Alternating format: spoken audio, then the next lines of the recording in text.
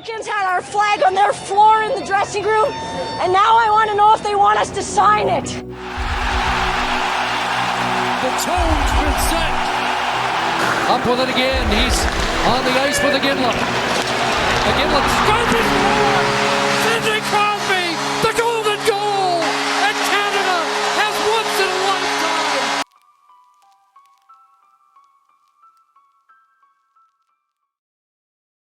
Canada has notoriously been hockey's country. Coming home with the gold in 2010 and 2014, the last two Olympics with NHL players, gold became the standard for Canada. And it's pretty clear why. This year Canada has one of the best teams of all time. The only team that could probably compare is the 1987 Canada team. Even opposing players such as David Pastrnak are acknowledging how good Canada is this year. So coming into the Olympics, the expectations are just as high as normal, to finish in the top spot on the podium. And this is how I believe it will happen. John Cooper is one of the longest tenured coaches in the NHL. Coop was also the head coach of the Four Nations team for Canada. So he's already had a trial run with these guys and he knows what works. The structure Canada plays is a 1-2-2, and it seems to work very well for them. The only thing that they seem to struggle with is man-on-man coverage. When facing man-on-man, they just don't create as good as they normally would. But aside from even strength, Canada's power play is a different setup. Canada's power play is basically unfair.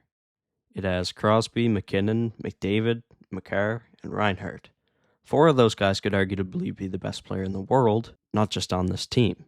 The structure they use is a 1-3-1. The 1-3-1 gives them many options for many different plays, but the one they seem to be going to is the slot one-timer. We've already seen Nathan MacKinnon score on it, and it's very effective. With how quick Canada can move the puck, it's almost impossible to keep them from getting to spots they want to get to. And a lot of that can be attributed to these three guys. Canada has three of the top four guys in the NHL in points this year, and at times throughout the tournament, we have seen Canada pair these guys together when in need for a goal. And it's worked.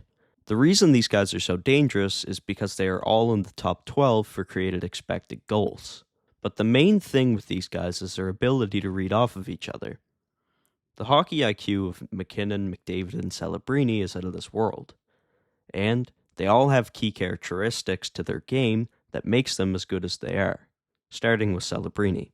Celebrini is so good at slipping into space. You see him do it all the time in the NHL, which is one of the key reasons he's been scoring so much in this tournament. And we see it on this goal here, when Nathan MacKinnon feeds it to him out front and he buries it in the back of the net. He's just so good at finding space. He's always open, and he's always a threat to shoot the puck or make a dangerous passing play.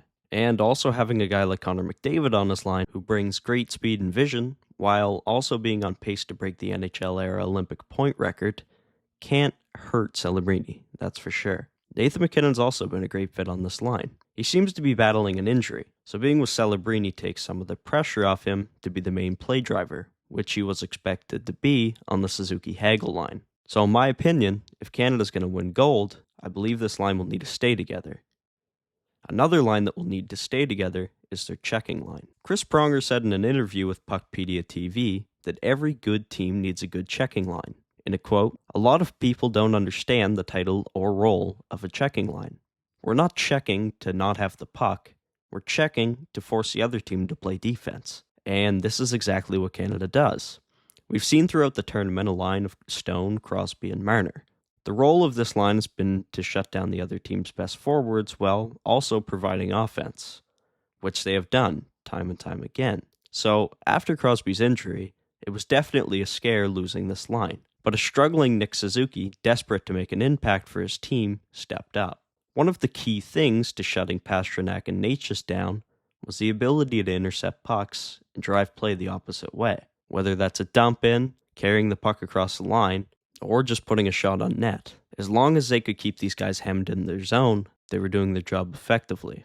But to be able to do this, you have to be able to steal pucks. And Stone and Marner are two of the best players in the NHL at intercepting pucks and turning the play up ice. So in the third period of the Czech game, this is why Stone and Marner were on the ice with Suzuki just as much as the McDavid line. And they shut down the Czechs' top line with ease. So much so that it took 6 guys for the Czechs to score a goal. The good thing about Canada's defense is they have possibly the best pairing in the NHL over the last few years as their top line, with Makar and Taves. Makar and Taves have been Canada's best pairing, and they're all situation players. You see them out there regardless of the position the team is in, but the offensive touch that the two provide is definitely where they shine the most, especially Makar. You see his ability to drive play and change the way the play is going in a split second. His go-to move is a head fake at the blue line, where he fakes one way and then goes the other. It typically provides him a shooting chance, and he's seen a lot of success on this move. If you want to find out more on what makes these guys so good, make sure to check out my last video, Who Should Win the Norris. But aside from that, Canada also has great puck movers, with defensemen such as Thomas Harley and Josh Morsey, although these guys can sometimes get caught out of position. This is why a big shutdown guy on the back end such as Parayko was there to stabilize the team's defensive game. So although Canada doesn't have the versatility of the US on the back end, they're still built to be able to play any type of game. But there's one guy on their team who enjoys one type of game, the big ones. Everyone was nervous coming into this tournament that Canada was extremely outmatched in the goaltending department, especially with the US having guys like Ottinger, Swayman, and the reigning Hart champion and Vezina champion, Connor Hellebuck. But so far, goaltending has been the least of their worries. Jordan Binnington has been extremely reliable for Canada, just like he was in the Four Nations. Binnington's style of goaltending just seems to work. He's aggressive and tends to close off chances before the shooter even releases a puck. He's been great, and he seems to have a switch that he can just turn on for the big games. Making the saves he has been, there's no one else I would rather have in the net, because his ability to shut the door and close out games is almost as good as my ability to close out this video. Thank you everyone for watching. I couldn't use full clips from the Olympics due to my video having a strong chance of being taken down for copyright, but I hope you guys enjoyed. I appreciate everyone for watching. Thank you guys. Subscribe if you want, and let me know who you think will medal down in the comments. I hope everyone has a good week, but for now, this is Intermission Entertainment, signing off.